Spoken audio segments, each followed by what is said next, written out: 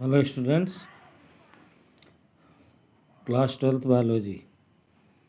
तो पीछे जो हम लोग अनसॉल्व्ड सॉल्व कर रहे थे उसी में चलिए आगे बढ़ते हैं। आगे देखिए, क्वेश्चन नंबर 5 दिया हुआ है, व्हाट आर ट्रांसजेनिक एनिमल्स, यानी पारजीनी जंतु क्या होते हैं। वाई आर दे प्रोड्यूस्ड, कैसे वो बनाए जाते हैं। Describe in brief usefulness for human beings, और मानव के लिए उनकी उपयोगिता क्या है। तो ये 3 बातें इसमें पूछी गई हैं कि ट्रांसजेनिक एनिमल यानी पारजीनी जंतु क्या हैं, कैसे वो निर्मित किए जाते हैं, और मानव के लिए उनकी उपयोगिता क्या है। तो ये सभी बातें आपके कापी में नोट हैं। पारजीनी या ट्रांसजेनिक किनको कहते हैं? जिनमें हम बाहर से किसी जीन को ऐड करके उनके जीनोटाइप को चेंज कर देते हैं, तो ऐसे एनिमल्स कहलाते हैं ट्रांसजेनिक। इसके बाद बी पार्ट में आइए, with the help of suitable diagram describe the logistic population growth curve. तो आपको 2 ग्रोथ कर्व पढ़ाए थे, एक लॉजिस्टिक था, उन्हीं में से बाद वाला उसी के बारे में यहाँ पूछा गया है। तो आपको लॉजिस्टिक ग्रोथ कर्व को एक्सप्लेन करना है। तो 2 तरह के, एक आपने पढ़ा था एक्सपोनेंशियल और दूसरा था लॉजिस्टिक। तो लॉजिस्टिक वाले को ही हल करना है।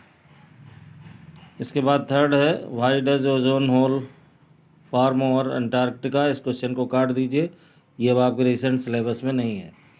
इसके बाद नेक्स्ट आगे दिया गया है डी पार्ट। इसका डी पार्ट में दिया गया है, व्हाट इज ट्रिपल फ्यूजन।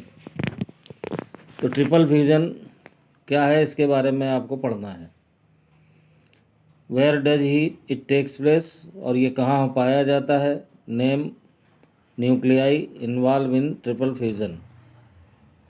तो 3 बातें इसमें पूछी गई हैं। ट्रिपल फ्यूज़न यानी त्रिसंलयन क्या है, कहाँ होता है, और इसमें भाग लेने वाले जो केंद्रक हैं उनके नाम आपको अलग से बताने हैं। तो ट्रिपल फ्यूज़न जो आपने डबल फर्टिलाइजेशन का प्रोसेस पढ़ा है एंजियोस्पर्मिक प्लांट का, तो एंजियोस्पर्मिक प्लांट यानी आवृतबीजी पौधों में ये होता है, उसी के बारे में आपको बताना है। और जो केंद्रक इसमें भाग लेते हैं उन न्यूक्लियाई के नाम आपको बताने हैं। फिर अगला क्वेश्चन दिया गया है 6 का पहला segment, what is polygenic inheritance, explain it with suitable example. Polygenic यानी बहुजीनी वंशागति। तो बहुजीनी वंशागति भी आपकी कॉपी में लिखी हुई है, तो आप कॉपी से इसको कर सकते हैं। फिर बी वाला दिया गया है, compare the advantage and disadvantage of function of genetically modified crops. यानी जो जेनेटिकली मॉडिफाइड क्रॉप्स हैं यानी जीएमओ हैं, उनके एडवांटेज यानी लाभ क्या हैं और डिसएडवांटेज यानी उनसे हानियाँ क्या हैं।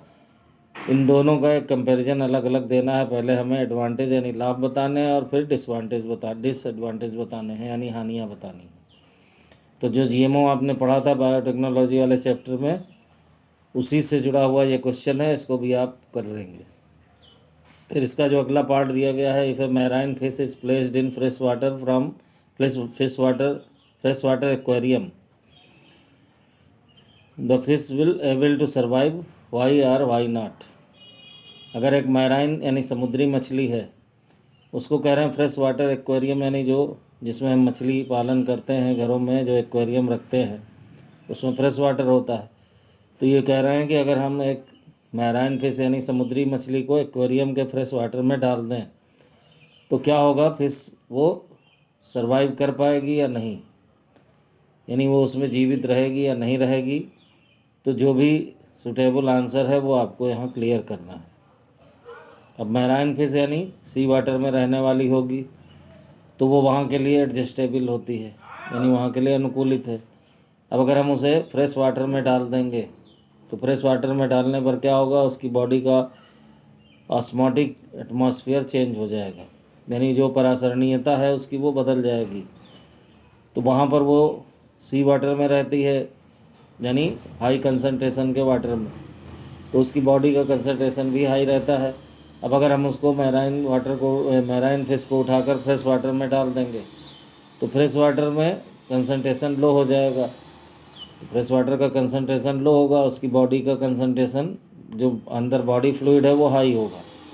ऐसी कंडीशन में उसका बॉडी फ्लूइड बाहर रिलीज होने लगेगा और वाटर की डिफिशियंसी से उसकी डेथ हो जाएगी। ये आपको आंसर में देना है। फिर अगला है make a diagram of simplified model of phosphorus. ये आप काट दें, ये क्वेश्चन आपके सिलेबस में नहीं है। तो ये 5 और 6 ये 2 क्वेश्चन आपको कंप्लीट करने हैं। फिर इसके आगे वाले आपको नेक्स्ट वीडियो में बताते हैं। Thank you.